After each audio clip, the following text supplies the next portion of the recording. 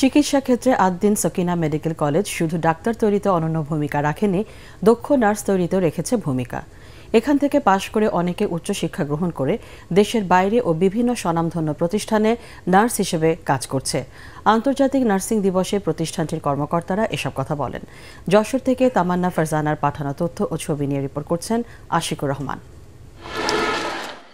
Rally, আলোচনা সভা, Florence নাইটিঙ্গেলের জন্মদিন উদযাপনের মধ্য দিয়ে আন্তর্জাতিক নার্স দিবস পালন করেছে আদ্দিন নার্সিং ইনস্টিটিউটের শিক্ষার্থীরা।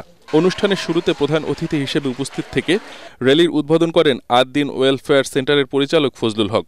পরে অডিটোরিয়ামে আলোচনা সভা অনুষ্ঠিত হয়। নার্সিং ইনস্টিটিউটের অধ্যক্ষ ডক্টর ফিরোজা বেগমের সভাপতিত্বে আলোচনা সভায় প্রধান অতিথি ছিলেন আদ্দিন সকিনা উইমেন্স মেডিকেল কলেজের অধ্যক্ষ অধ্যাপক ডাক্তার গিয়াসউদ্দিন। বিশেষ অতিথি ছিলেন আদ্দিন মেডিকেল কলেজ হাসপাতালের পরিচালক ডাক্তার Imdadul Haque, Addin women's institute of medical টেকনোলজির অধ্যক্ষ ডাক্তার মশিউর রহমান ও সহযোগী অধ্যাপক ডাক্তার মীর মুইদুল ইসলাম। আমরা চেষ্টা করব আমরা যে শপথ নেই সেই শপথটি আমার জীবনের সমস্ত কাজের ভিতর দিয়ে সেটাকে পরিপূর্ণ সেই শর্তগুলো মেনে চলার জন্য আমাদের দেশীয় কালচারকে লালন করতে হবে।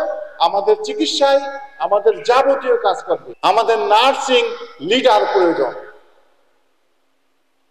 সঠিক নেতৃত্ব যদি গড়ে না ওঠে তাহলে কিন্তু আমরা এই পেশায় পরিবর্তন আনতে পারবো না।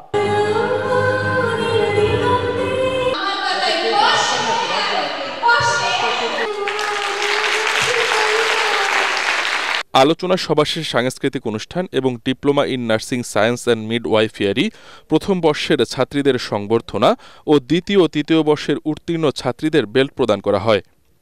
Bureau report, ATN Bangla.